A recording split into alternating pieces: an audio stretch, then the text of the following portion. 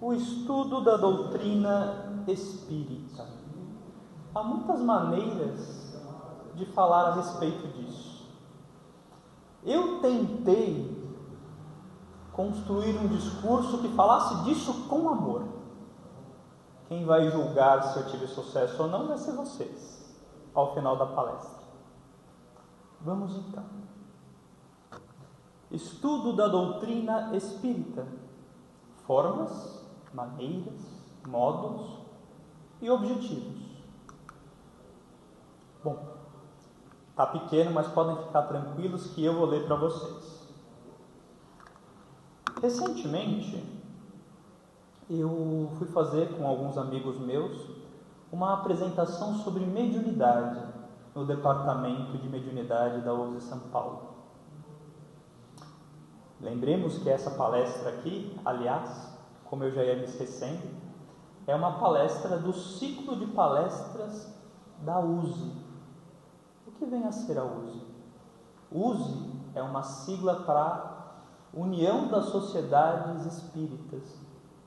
E é a USE que representa o Estado de São Paulo no Conselho Nacional, no Conselho Federativo Nacional da FEB, da Federação Espírita Brasileira.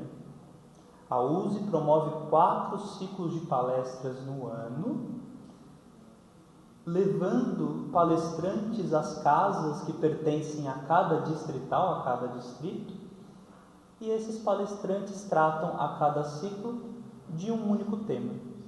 Esse é um dos ciclos da USE e é por isso que estou aqui. Mas voltemos à palestra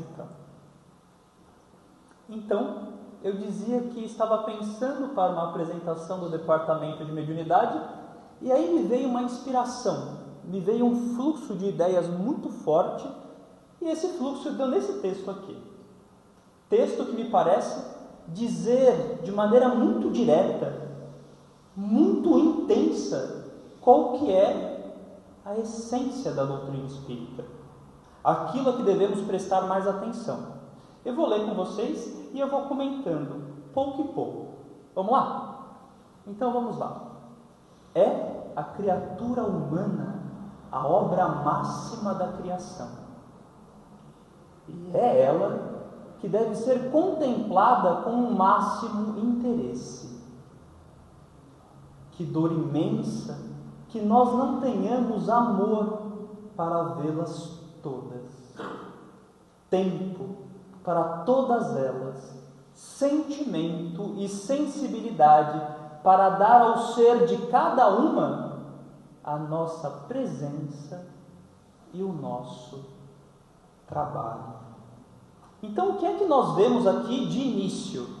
Nós vemos que a criatura humana, ela é a obra máxima, ela é a obra mais perfeita da criação. É nela, na criatura humana, em cada um de nós, em cada um de vocês, que o Criador pode se refletir da maneira mais perfeita, mais completa. Vejam só a nossa responsabilidade e a nossa potencialidade. E se é a criatura humana a obra máxima da criação, nós temos de nos deter nela como se ela fosse o que é. Mas vocês percebem que nem sempre a gente faz isso? Às vezes, muitas vezes, na maior parte das vezes, a gente olha para outro ser humano como se fosse mais um. Como se ele não representasse tanta coisa. Como se ele não fosse digno da nossa maior atenção, do nosso tempo, do nosso trabalho, do nosso cuidado. Como se ele pudesse esperar, ou como se aquilo que ele precisa não me dissesse respeito. Via de regra, nós tratamos assim a obra máxima da criação, e mesmo quando as pessoas nos são próximas. Eu já vou dizer o que é que isso tem a ver com o estudo da doutrina espírita. Mas adianto Porque quando pensamos em estudar, a primeira coisa que nos ocorre é aquilo que temos de estudar. Não é isso? É o conteúdo, é o texto, é a doutrina com seus princípios, postulados, conclusões e consequências. No entanto, lembremos que, mais de uma vez, várias vezes ao longo da doutrina, o que é que se diz quando se fala do principal objetivo da doutrina? Quando se fala do seu papel essencial? Se diz que o papel essencial da doutrina espírita é transformar o homem, é tornar o homem melhor. Vejam que, então, aquela importância que eu jogo no conteúdo, que eu jogo na coisa, a doutrina espírita diz: não é na coisa que você tem que jogar, você tem que jogar em você. Em você que estuda e com quem você estuda. Me faço entender? O que você ouve e a quem você fala. O que você pensa e falando, o que você faz pensar. Continuemos. Antes do bem que fazemos por elas, pelas pessoas, muito antes de lhes sermos úteis, está o amor que temos por elas. Nada faz mais do que a presença do amor. Nada como o amor será tão suficiente e ainda mais necessário em todos os tempos. Sim, nós queremos fazer. A nossa condição pede trabalho. Espírita está sempre pensando em trabalho, né? Caridade, caridade, caridade, o tempo todo, e com razão. Mas não seria um insulto, uma ofensa, se tudo que as almas pudessem ser para nós fosse ocasião para isso? Tu és para aquilo que tenho de fazer um meio sem valor em si mesmo.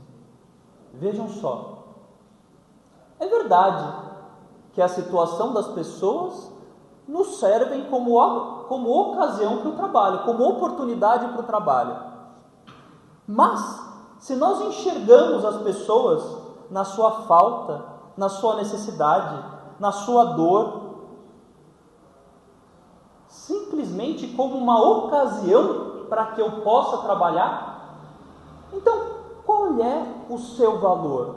O seu valor em si mesmo? Entendem o que digo?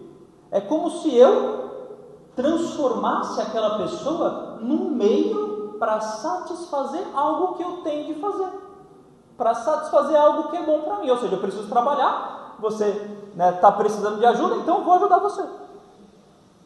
Percebe? Uma ação que poderia ser um ato de amor se torna então um ato de interesse. E o que é que a doutrina ensina a respeito da caridade? Qual é a culminância da caridade? Na caridade, o que é que há de mais alto, de mais puro? É o desinteresse. Não é isso que a doutrina ensina? A caridade ela é tanto mais pura quanto mais há nela desinteresse pessoal. Continuemos. E sentei-me a uma pequena mureta. Havia a alguns metros uma pequena flor. E eu lhe disse: ei, pequenina, sê significa seja, sê em tua beleza para mim, porque eu estou aqui para vê-la. E esse é todo o meu tempo. E esse aqui é todo o meu lugar. Eu estou aqui para que sejas. Entendem o que isso significa? Agora, figuremos que essa flor não é uma flor, mas é outro ser humano. E para esse ser humano eu digo, talvez não com palavras, mas com os meus gestos, com o meu sentimento, com o meu olhar. Eu digo assim: esse aqui, esse tempo que dedico a você, é todo o meu tempo, é todo ele. Porque eu não estou pensando em ir embora enquanto estou com você. E eu não estou pensando que tinha uma hora para chegar, mas cheguei antes, porque a sua presença era essencial para mim. E eu a queria muito e precisava dela. Isso mesmo quando orgulhosamente consideramos os outros menores do que nós. E esse lugar que é o lugar da nossa conversa, da nossa comunhão, do nosso compartilhar, ele é todo o meu lugar. E mais, eu estou aqui para que você venha a ser, para que você se descubra, para que você aconteça. Pensem, por exemplo, numa reunião de estudo espírita. O professor, o condutor das coisas, ele pode se portar como se ele estivesse ali para que o aluno aconteça, para que o aluno se descubra, para que o aluno possa emergir de dentro dele algo que ele sequer tinha a ideia de que poderia emergir. Ele pode estar ali para acolher um comentário do aluno, ou então uma crítica, uma opinião, uma pergunta. Ele pode fazer com que o aluno tenha lugar, ou não. Ou ele pode transformar aquela reunião de estudo numa maneira de aparecer ele próprio, numa maneira de impor a sua maneira de ver, numa maneira de calar aqueles que não concordam com ele. Me faço entender? E sabemos bem que isso não é algo próprio só da reunião de estudo, mas é algo próprio das relações humanas, não é? Prossigamos. E foi nesse momento em que o egoísmo de minha alma desvaneceu. Porque, querendo eu sempre que tudo que as pessoas fossem para mim, olha o orgulho aí, olha o egoísmo, tudo que as pessoas fossem para mim. E muitas vezes não é assim que a gente quer que as coisas sejam, que as pessoas estejam ali para mim. Querendo eu que a flor assim o fosse também, ou seja, para mim, acabei por ser por ela, e vi a bondade de Deus. Trapaceiro, plantou na minha própria desgraça a semente da minha redenção. Então vamos lá, pessoal.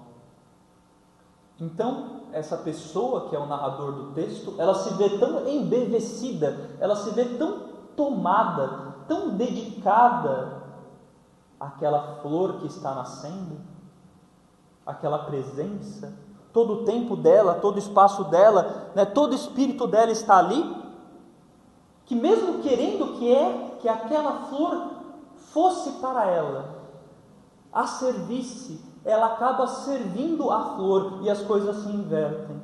Me faço entender? E por quê? Porque a flor, nascendo na sua beleza, toma dela toda a atenção. E aí a coisa se inverte. Aquilo que era um motivo de orgulho torna-se um motivo de amor. E é por isso que se diz assim no final do texto: plantou na minha própria desgraça, ou seja, no meu orgulho, no meu egoísmo, a semente da minha redenção. Continuemos. Quando a gente pensa no porquê a gente tem de estudar a doutrina espírita, porquê temos de ser espíritas, é interessante que a gente procure entender que a doutrina, ela não é simplesmente uma soma, uma listagem de conteúdos de verdades. Não. A doutrina não é só isso. A doutrina não é um monte de conteúdos. Mas a doutrina ela é uma resposta à minha natureza humana.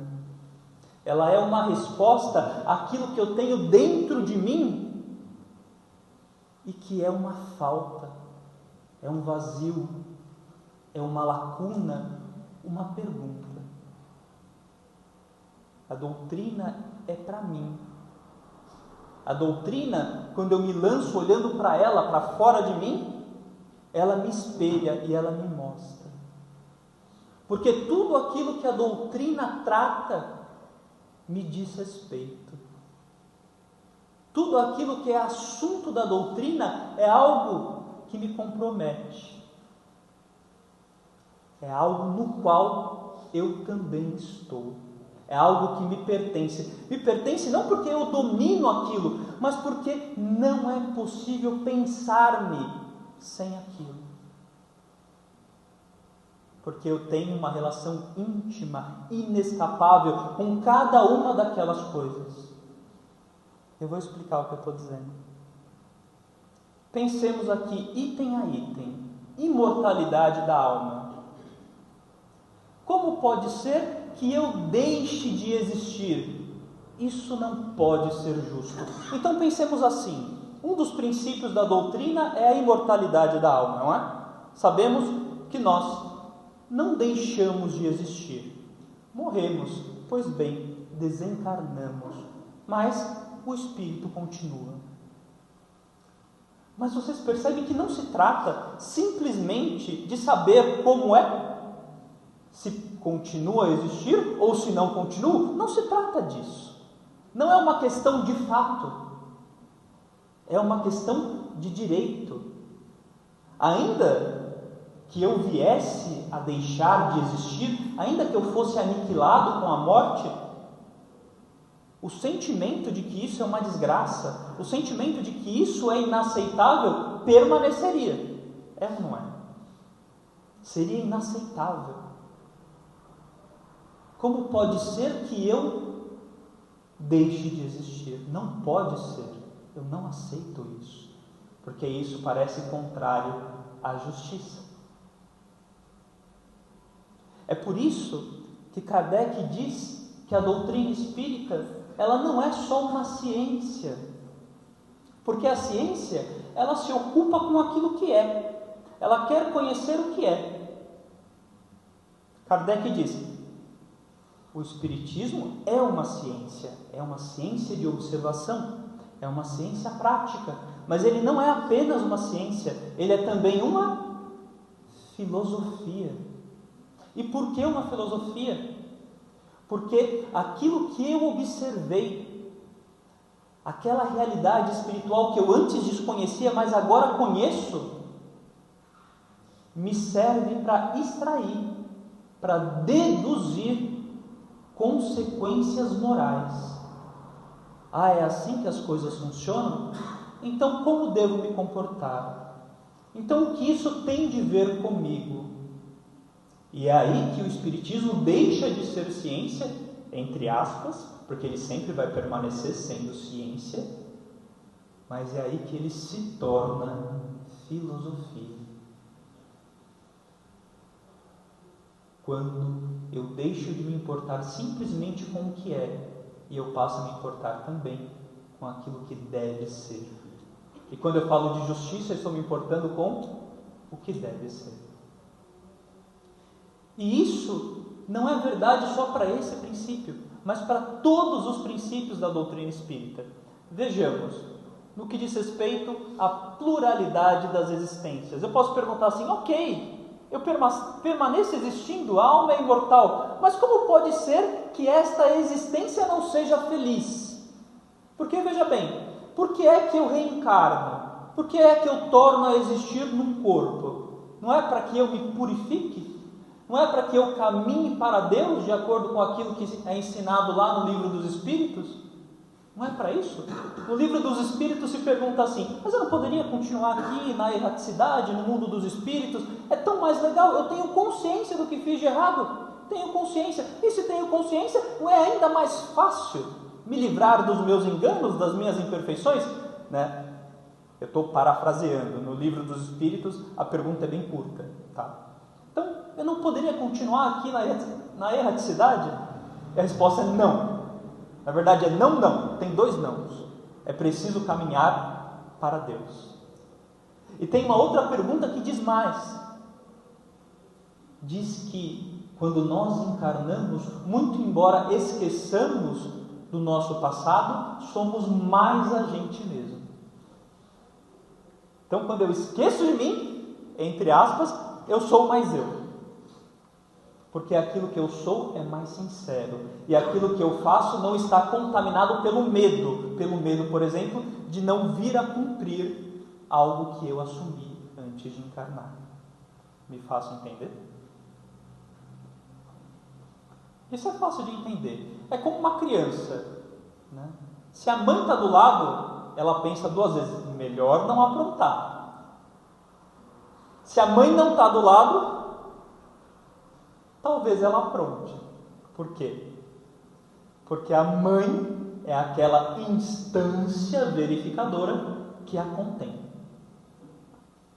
Quando a gente encarna, a mãe para de olhar. Me fiz entender? E aí a gente apronta mais fácil. Mas não só isso, eu também posso pensar na existência de Deus, que é o principal postulado da doutrina. Ok, a felicidade é possível, mas como pode ser que o seja, se não há quem me a satisfaça? Então, eu serei feliz. Mas o que é ser feliz? O que é isso que eu chamo de pureza do espírito, de perfeição? Só os espíritos puros veem a Deus, né? Veem e compreendem a Deus. Não é isso que a doutrina diz? Pois é. E por quê? Porque a presença de Deus é o que faz desses espíritos puros. É mais ou menos assim.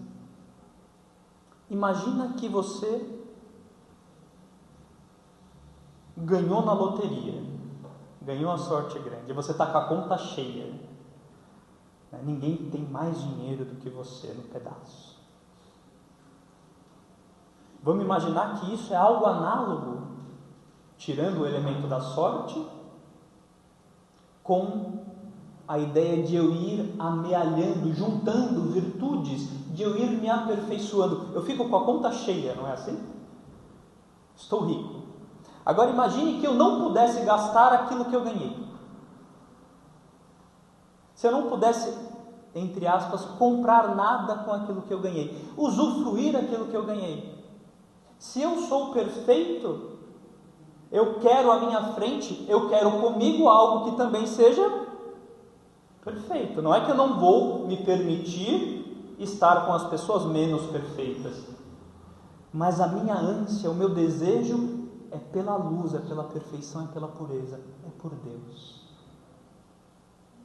Agora imagine se, me tornando perfeito, eu não pudesse gozar desse privilégio, eu não pudesse gastar o meu dinheiro, eu não pudesse usufruir da minha virtude.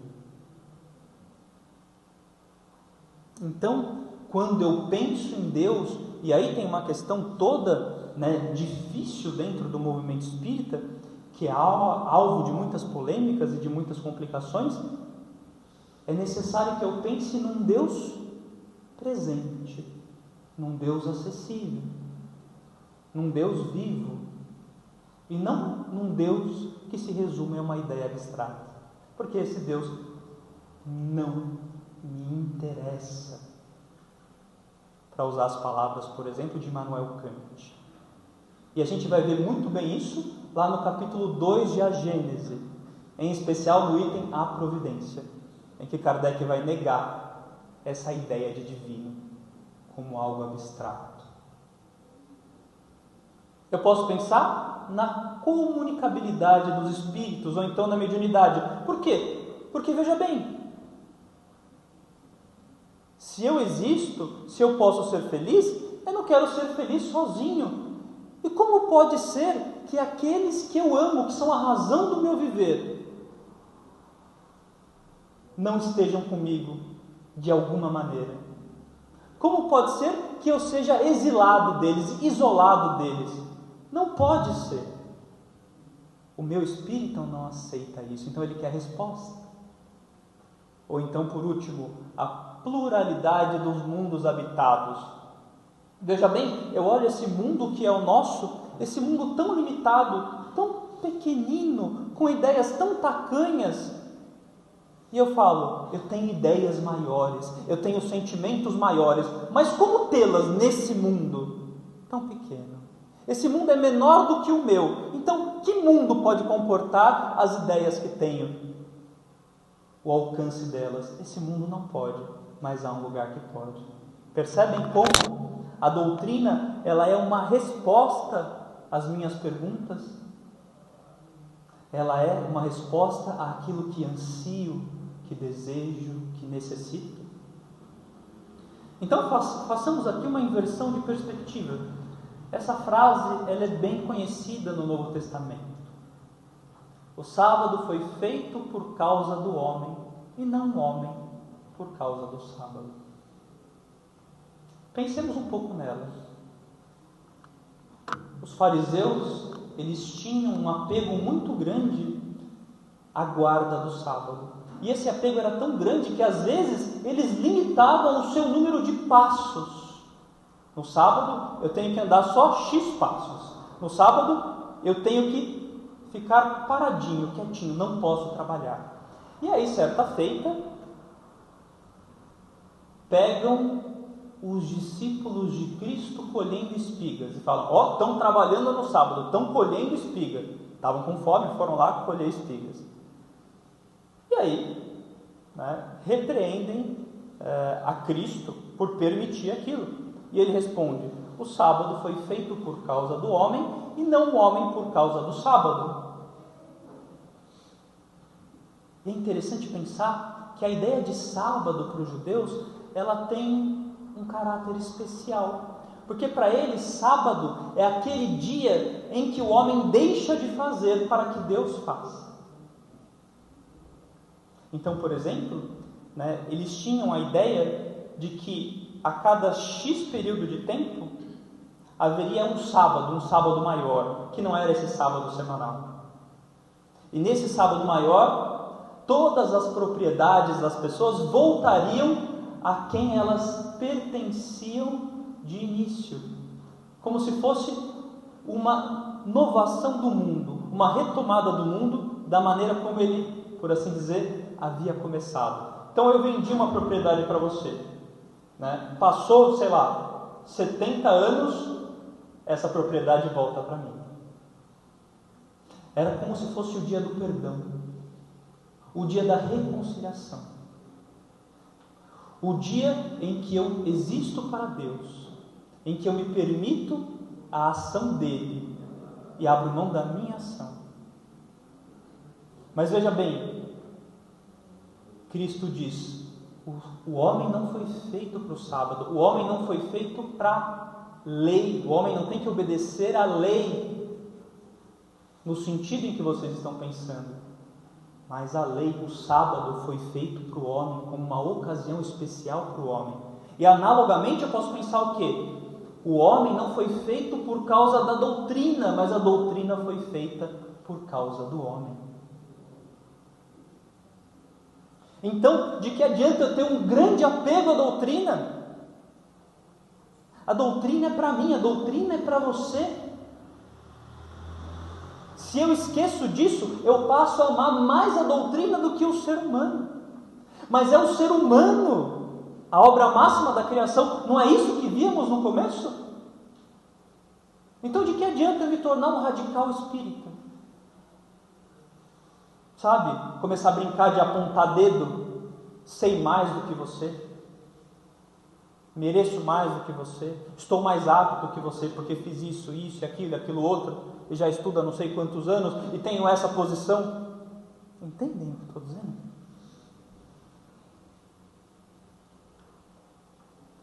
O homem não foi feito para o estudo, mas o estudo foi feito para ele. O estudo foi feito para o homem.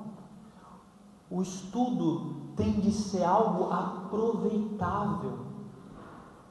Tem de ser algo em que há beleza, em que a alma acontece, em que o sentimento, a inteligência emerge. Não tem que ser uma coisa sufocante, não tem que ser uma coisa que te oprime. Me faço entender? Não tem que ser algo que você carrega, não tem que ser algo que é pesado, tem que ser algo que te liberta, que te permite andar com mais folga, com maior liberdade, com maior alegria. Será que nós estamos fazendo do estudo espírita isso? Ou estamos fazendo outra coisa?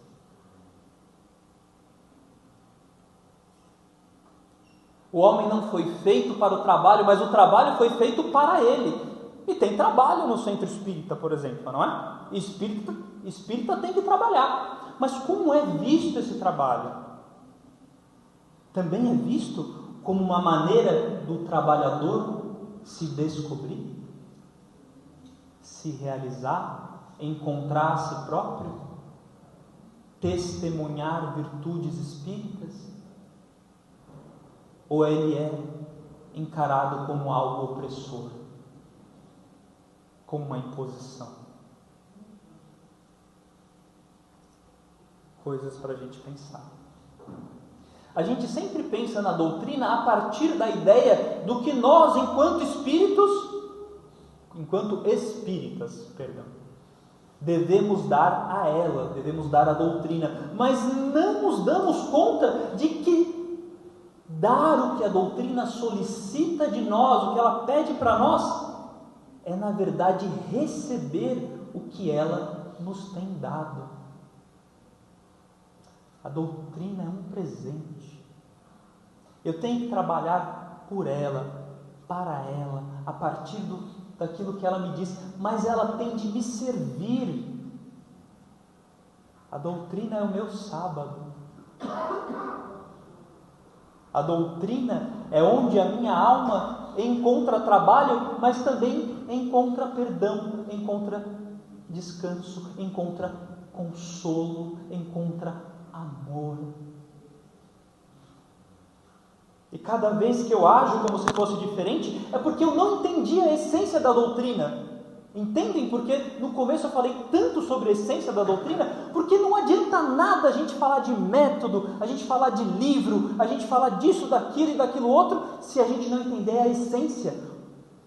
Por que a gente estuda? Por quê? Estudo com a participação das virtudes. Quando você vê alguém pensando, você vê uma flor se abrindo. Então, olha só, estamos falando de estudo. Estudo exige, deter-se em alguma coisa para tentar entendê-la, refletir sobre aquela coisa. Não é assim? E quando eu vejo alguém pensando, eu vejo a beleza daquilo como se uma flor estivesse abrindo. Ou não? Eu vejo como mais um pensamento. Eu vejo como mera obrigação. Eu vejo como uma coisa tacanha, feia, ainda imperfeita, aqui não se deve dar atenção. É como alguém que cuida de planta, sabe? As pessoas que gostam muito de planta. Começa a ver um botãozinho de rosa naquela roseira sem nenhum botão. A pessoa faz o quê? Ela diz assim: nossa, só um botão. É assim que ela diz? Não é isso que acontece. Mas ao contrário, ela vai festejar aquele botão. Não é isso? Porque apareceu um botão, ainda que imperfeito. Então, se alguém é capaz de apresentar uma ideia, ainda que imperfeita, não é razão para que eu festeje essa ideia, para que eu me alegre com ela? E aqui a gente pode lembrar daquela parábola do filho pródigo, O filho mais velho fica mais bravo com o pai, porque o pai acolhe o filho mais novo, mata o novilho cevado e dá uma festa. Aquele filho que havia gasto, entre aspas, segundo o texto, o dinheiro com meretrizes, com prostitutas. Olha só que interessante. E aí o pai diz assim, ó, você sempre esteve comigo, mas o seu irmão estava perdido, né? E ele foi encontrado. Percebe? O irmão, a princípio, parece estar muito atrás. O irmão que fugiu parece estar muito atrás daquele que ficou. Mas aquilo merece ser festejado, ainda que seja só um pequeno começo. Então, quando você vê uma roseira com apenas uma flor, você a amaldiçoa por haver apenas uma e não muitas? Claro que não. Quando alguém discorda de você de uma forma contundente, você se alegra, louva o senso crítico e acolhe aberta e publicamente, se for o caso de emendar-se. Então, suponhamos que aqui eu esteja dando a palestra e um de vocês, né, se incomode com alguma coisa que eu disse. E aí vocês vão lá e vão levantar a mão. Posso fazer uma pergunta? Aí eu falo assim, pode fazer a pergunta, porque eu não sei a bomba que vem. E aí você vai lá e faz uma pergunta que me desconcerta, faz uma pergunta que contesta de maneira muito contundente, muito verdadeira, alguma coisa que eu tenha dito de errado. E aí eu fico todo sem jeito. Percebem? Será que eu vou poder olhar para essa pessoa e falar assim, muito obrigado, eu nunca havia pensado nisso. Obrigado por me revelar algo que eu não fui capaz de entender por 20 anos, por 15 anos ou por 30. Será que eu vou me alegrar? Ou será que eu vou me entristecer porque eu vou me sentir exposto? Me faça entender? Olha o estudo aí. É uma boa prática, não é? Quem é capaz disso? Difícil, não é? Muito difícil. Quando você se lança sobre uma questão moral, você o faz com amor, perdão, indulgência, humildade, abnegação, ou o que lhe interessa sobretudo é a norma e a letra? Pensemos assim, os espíritas, via de regra, se importam muito com a questão da legalização do aborto, não é? É uma questão fulcral para nós espíritas. Mas quando nós pensamos nessa questão, nós gostamos de dizer o quê? Nós gostamos de dizer assim, todos contra o aborto, não ao aborto. Ou nós gostamos de dizer, aqui você pode ser ouvida sem ser julgada. Me faço entender? Qual é a frase mais poderosa? Qual é a frase com maior amor, maior perdão, indulgência, humildade e abnegação? Porque tudo aquilo que eu faço em nome do Espiritismo, tudo aquilo que eu digo em nome do Espiritismo, se não vier acompanhado, se não vier investido das virtudes que a doutrina recomenda, não é uma atitude espírita. Pode até estar de acordo com o conteúdo espírita, mas não é espírita no sentido moral da coisa. Por quê? Porque falta amor, falta caridade.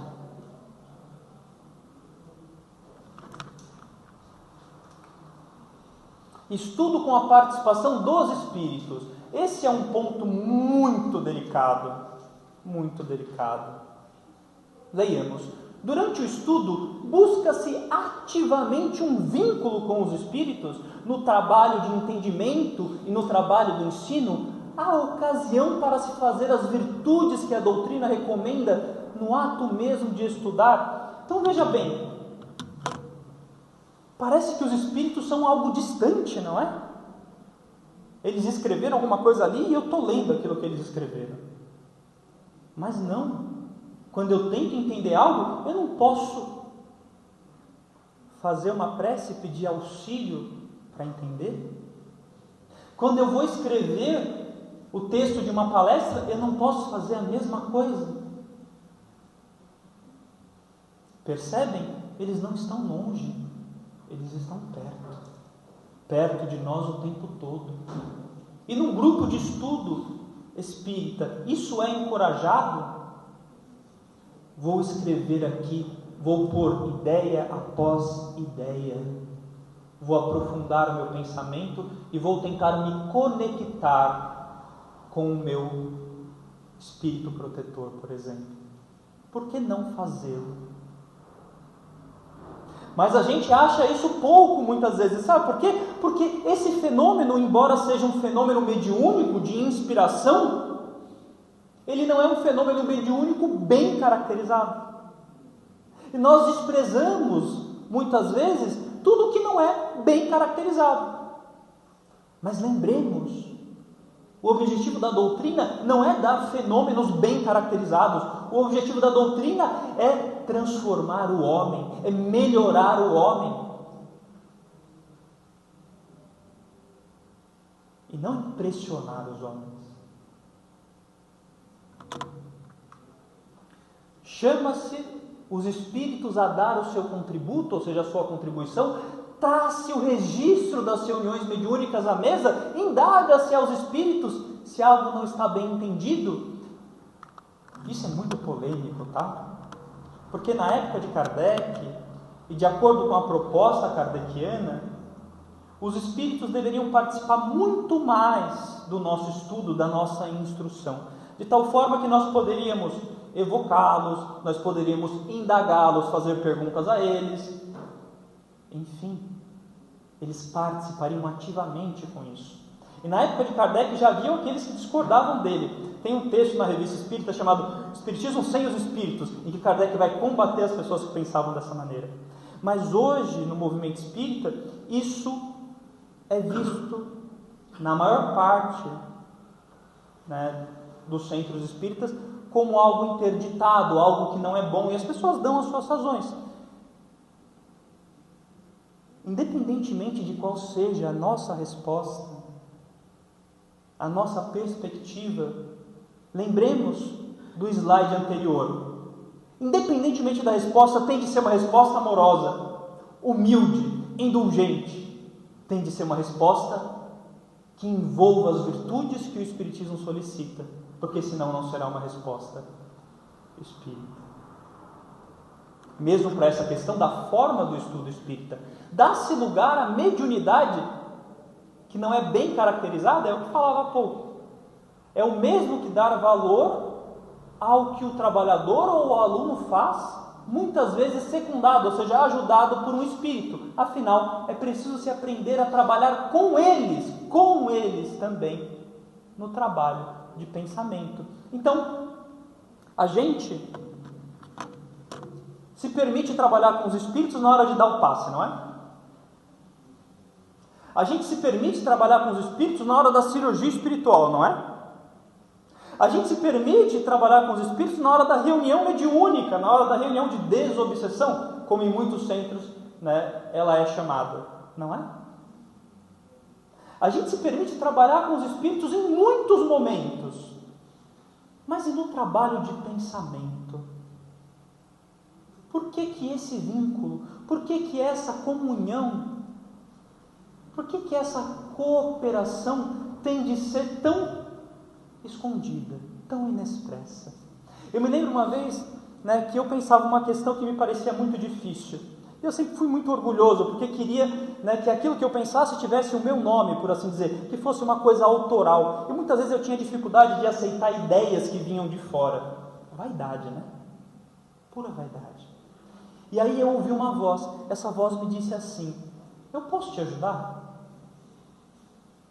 E aí ela fez aquela alisada, né? Eu sei que você consegue, mas se você me deixasse te ajudar, essa seria toda a minha alegria.